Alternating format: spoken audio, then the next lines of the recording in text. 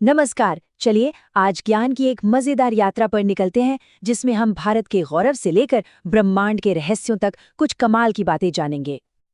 तो क्या सब तैयार हैं अपने ज्ञान को परखने और हाँ, कुछ नया सीखने के लिए? तो फिर चलिए शुरू करते हैं ये सफर। ये रहा हमारा आज का रोड मैप। हम शुरू करेंगे ज्ञान भारत का से, फिर देखेंगे विश्व एक नज़र में, उसके बाद विज्ञान के रहस्य और आखिर में मिलेंगे इतिहास के नायकों से। चलिए तो यात्रा के पहले पड़ाव पर चलते हैं। अपने देश भारत के बारे में कुछ बुनियादी बातें एक बार फिर से ताज़ा करते हैं। शुरुआत करते हैं एक बहुत ही बेसिक सवाल से, लेकिन ये सवाल जितना आसान है इसका महत्व उतना ही ज्यादा है। तो बताइए, भारत की राजधानी कौन सी है? बिल्कुल सही, नई दिल्ली। ये सिर्फ हमारी राजधानी नहीं है, बल्कि कह सकते हैं कि ये हमारे देश का राजनीतिक और प्रशासनिक दिल है। सारे बड़े फैसले यहीं से लिए जाते हैं। अच्छा, अब बात करते हैं एक ऐसे महापुरुष की जिन्हें हम सब बहुत सम्मान से याद करते हैं। भारत में राष्ट्रपिता के नाम से किसे जाना जाता है, और वो हैं महात्मा गांधी। उनके सत्य और अहिंसा के जो सिद्धांत थे वो इतने शक्तिशाली थे कि उन्होंने सिर्फ भारत को आज़ादी ही नहीं दिलाई, बल्कि पूरी दुनिया को एक नई राह भी दिखाई। हर देश के अपने कुछ राष्ट्रीय प्रतीक होते हैं जो उसकी पहचान से जुड़े होते हैं। तो क्या आपको पता है भारत का राष्ट्रीय पशु और राष्ट्रीय फूल कौन से हैं? हमारा राष्ट्रीय पशु है बाघ, जो शक्ति और साहस का प्रतीक है। और हमारा राष्ट्रीय फूल है कमल, जो कीचड़ में खिलकर भी पवित्रता और सुंदरता को दिखाता है ना कमाल की बात? चलिए अब भारत से आगे बढ़ते हैं और अपनी नज़र पूरी दुनिया पर डालते हैं। देखते हैं कि हम अपने इस ग्रह के बारे में कितना जानते हैं। दुनिया में 7 महाद्वीप हैं, है ना?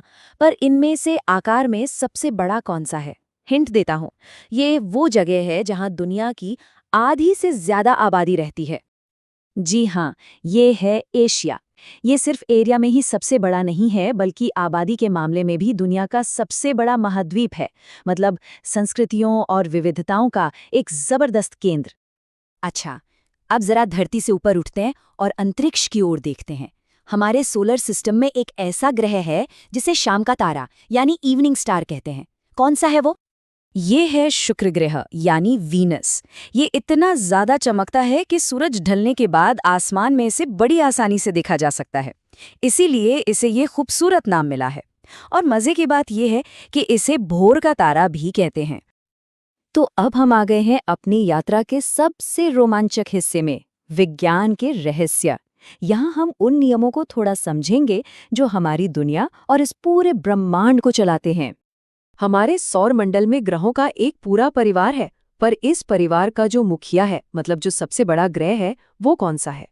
वो है बृहस्पति यानी जुपिटर। ये इतना बड़ा है कि हमारे सौर मंडल के बाकी सारे ग्रह इसके अंदर समा सकते हैं। सोचिए जरा, एक असली जायंट है ये।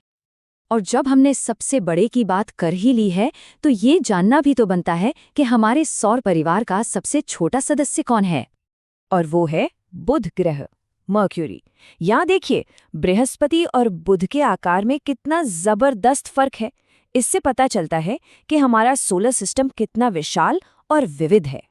चलिए अब नेचुरल साइंस से हटकर एक ऐसे आविष्कार की बात करते हैं जिसने हम इंसानों के बात करने के तरीके में कह सकते हैं कि क्रांति ला दी। टेलीफोन का आविष्कार किसने किया था? ये श्रेय जाता है अलेक्जेंडर ग्राहम बेल को। उनकी इस एक आविष्कार ने दूरियों को सचमुच मिटा दिया और दुनिया को हमेशा के लिए बदल कर रख दिया। और अब हम आ गए हैं अपनी यात्रा के आखिरी पड़ाव पर, इतिहास के नायक। यहाँ हम उन लोगों और उनके विचारों को जानेंगे जिन्होंने हमारे इतिहास को एक नई दिशा दी।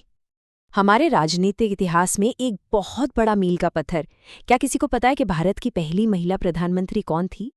वो थीं इंदिरा गांधी। उन्होंने सिर्फ भारत की पहली महिला प्रधानमंत्री बनकर इतिहास ही नहीं रचा, बल्कि अपने मजबूत नेतृत्व से दुनिया भर की लाखों महिलाओं के लिए एक प्रेरणा भी बनी। अब एक ऐसे पावरफुल आइडिया की बात करते हैं जो सिर्फ एक शब्द नहीं, बल्कि अपने आप में एक पूरी फिलॉसफी है, सत्याग्रह। ये कॉन्सेप्ट किसने दिया था? ये कॉन्सेप्ट महात्मा गांधी ने दिया था। सत्याग्रह का मतलब है अहिंसक प्रतिरोध का दर्शन, मतलब बिना किसी हिंसा के सच के लिए डटे रहना। ये एक ऐसा हथियार था जिसने एक बहुत बड़े साम्राज्य को झुका दिया था। और आखिर में एक ऐसी किताब की बात जिसने न जाने कितने युवाओं को सपने देखने और उन्हें पूरा करने की हिम्मत दी है। Wings of fire. इस किताब के लेखक कौन है? इस इंस्पायरिंग ऑटोबायोग्राफी के लेखक हैं भारत के पूर्व राष्ट्रपति और महान वैज्ञानिक डॉक्टर एपीजे अब्दुल कलाम। तो आज की हमारी ये ज्ञान यात्रा यहीं खत्म होती है, लेकिन हाँ, सीखने का सफर वो कभी खत्म नहीं होता। तो बस एक सवाल के साथ छोड़े जाता हूँ। आज हमने जो भी सीखा वो हमें कल क्या नया खोजने के लिए प्रेरित करेगा। इस पर सोचिएगा जरूर और सीखते रहिएगा।